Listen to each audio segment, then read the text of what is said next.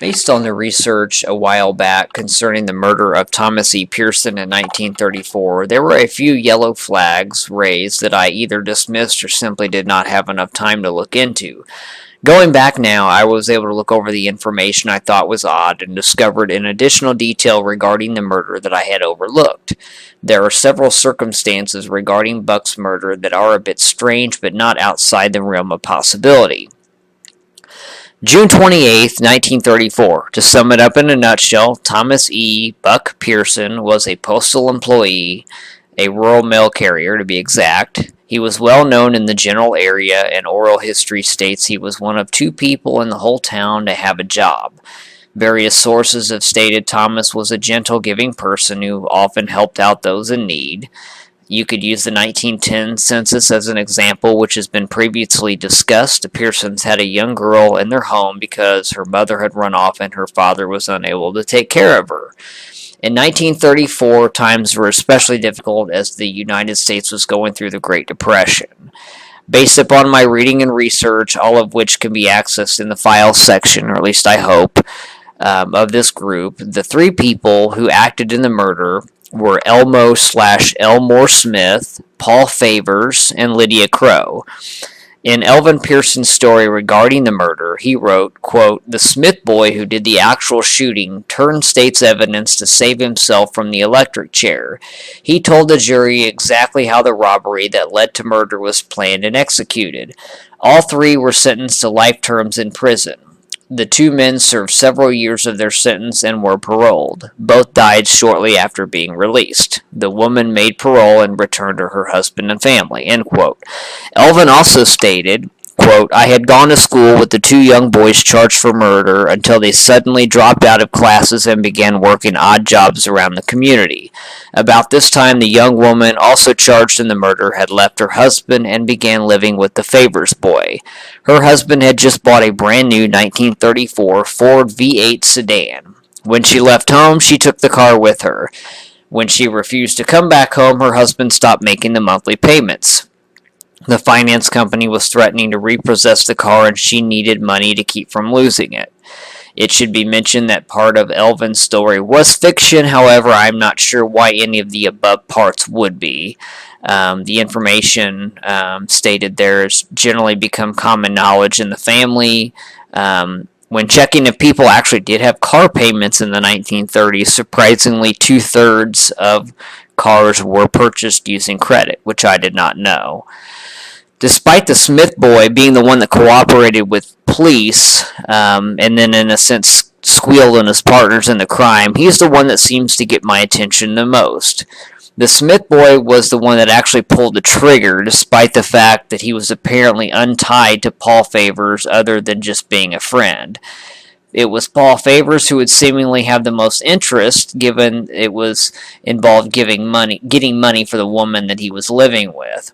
According to the Taylor Daily Press published on 9/23/34, Smith claims the 2 got him drunk and then dared him to do the crime.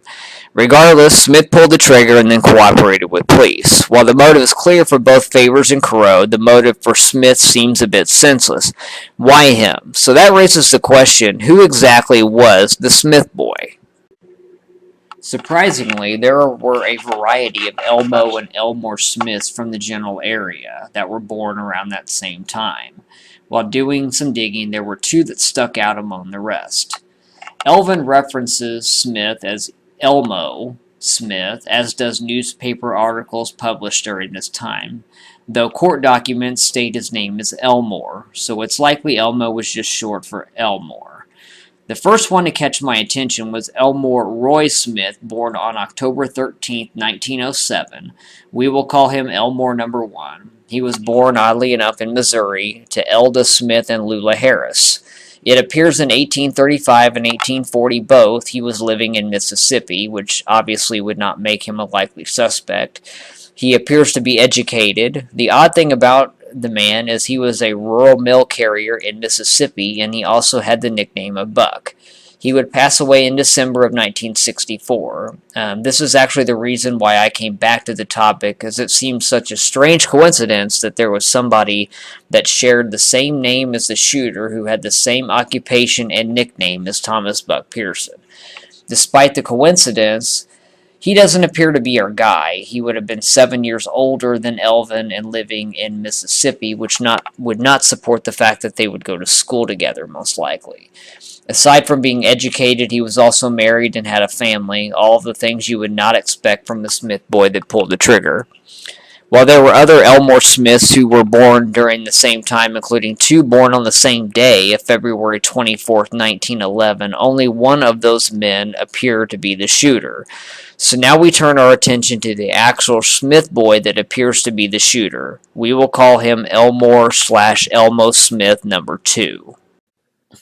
Elmo, or Elmore Smith number 2, was born on February 24th, 1911. This puts him 3 years older than Elvin, which is more around the age range that you would expect if they went to school together. On the 1930 census, Elmo was listed as being single and living with his parents, Andrew and Samantha Smith. Their location is on or near Genoa Road, which is exactly the same as what's listed for the Pearson family, so you know they live close. As expected, his family was into farming, and that was listed as their primary occupation. Elmo had a sister named Lily and another sister named Grace. Moving ahead to 1940, more odd findings. Ida Crow is listed on the same census as the Favors family, again showing they have a close link. The odd occurrence is there is a family that appears to be erased under where they were originally listed. The last name is Smith, but that's all I can really be certain about. Ancestry.com confirms the last name is Smith, but it will not pull up any Smiths when doing a record search, given that they are not officially listed on this page of the census.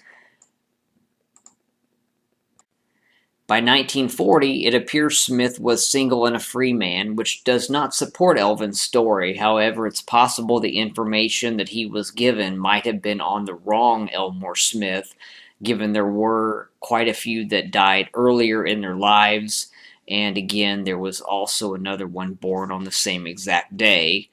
Smith is the only one of the 3 criminals that I can find no evidence of any jail time served. However, this does not mean that he served 0 time. I was able to find Favors and Crow listed on jail records, but wasn't able to find Smith listed on one.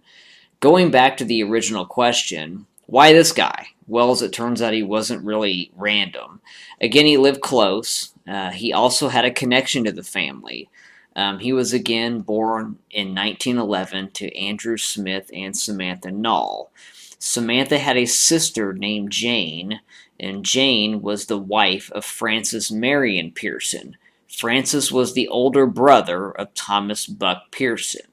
So basically what happened was this. In 1867, Thomas Buck Pearson is born. In 1886, Francis Marion Pearson, the older brother of Thomas Pearson, gets married to Jane F. Nall. In 1889, Jane's sister, Samantha, marries Andrew J. Smith.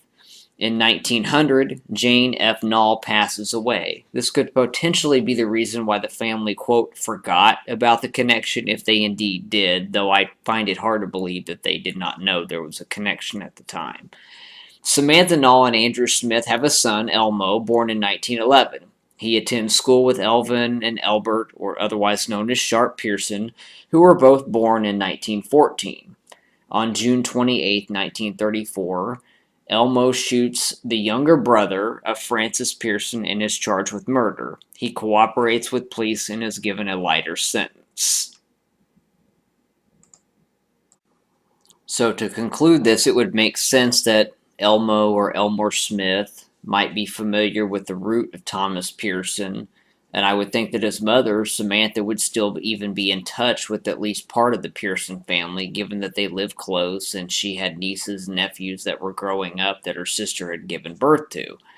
While this makes sense, I am shocked that this was never mentioned in anything, court documents, Biggins story, or any news article. Could this connection, whether you call it major or minor, have been overlooked? To me, it seems like it would have been a big enough deal to at least be mentioned and nearly impossible not to have been known around this time. If this was known back then, it's a fact that has died with the times. The bottom line is there are those in the Pearson family that would be a cousin of the shooter and their family.